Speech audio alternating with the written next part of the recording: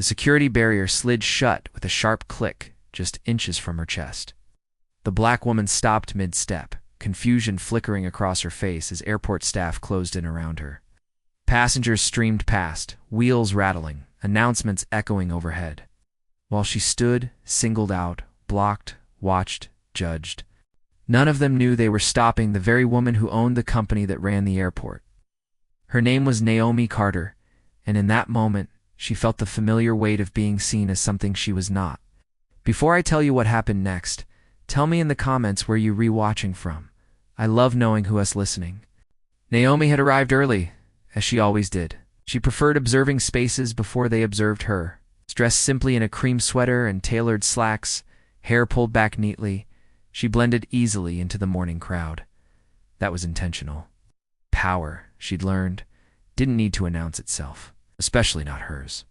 She was walking toward a restricted executive corridor when a young airport officer stepped in front of her, palm raised. "Ma'am, this area isn't accessible without proper authorization." Naomi smiled politely and reached for her phone. "I understand," she said gently. "Expected." The officer hesitated, eyes scanning her badge standard visitor access. Nothing flashy. His jaw tightened. "I'll need you to step aside while we verify." The word verify lingered in the air. Naomi stepped back, the hum of the terminal growing louder, harsher. She noticed how quickly attention gathered, how people slowed, how glances sharpened. A man nearby whispered something to his wife. A child stared openly. Naomi felt the old tug inside her, the urge to explain herself, to justify, to prove she belonged. She chose silence. Minutes passed. Radios crackled. Another staff member arrived, older, sterner. He asked the same questions, got the same calm answers. Each second stretched thin, filled with the scent of coffee and jet fuel, the distant roar of engines vibrating through the floor. Inside, Naomi wrestled with a quiet dilemma. She could end this instantly with a single phone call. Or she could let it unfold, see the system as it treated someone it thought was powerless. She thought she'd never let herself feel this small again. She was wrong. Finally, the supervisor sighed impatiently. "Ma'am, until we confirm your identity, you'll need to wait over there." He gestured to a bench near the wall. Something shifted then, not anger, clarity. Naomi straightened. "Of course," she said, and walked to the bench. The murmurs grew louder. A woman shook her head. Someone else filmed discreetly. Behind the scenes, the verification request traveled upward and upward, till it reached a name that froze an entire office. Naomi Carter, founder, majority owner, chairwoman.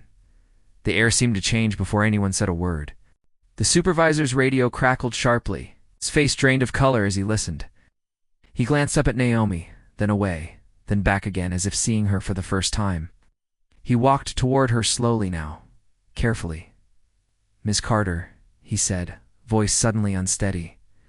"There's been a misunderstanding." Around them, the terminal seemed to hold its breath. Naomi stood. The dust and the sunlight danced between them, tiny witnesses to a truth finally catching up. "I'm sure there has," she replied softly.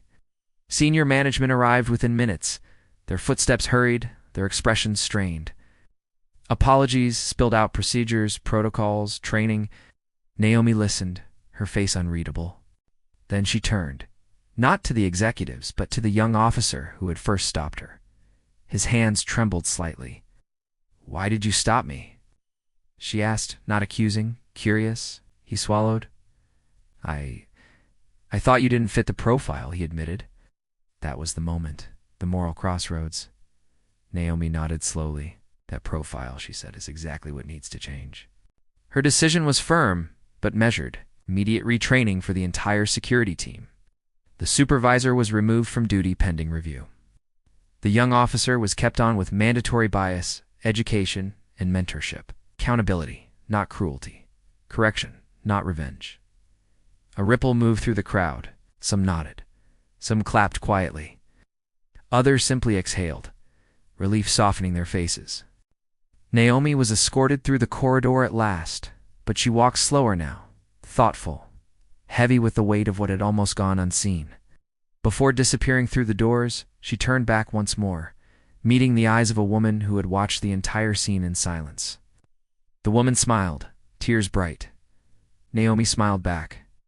Because justice isn't about humiliation, it's about growth. And sometimes, the strongest power is choosing to teach instead of destroy.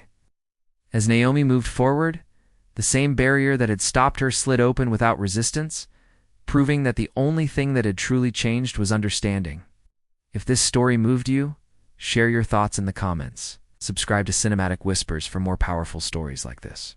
And remember, your presence matters, even when the world tries to question it.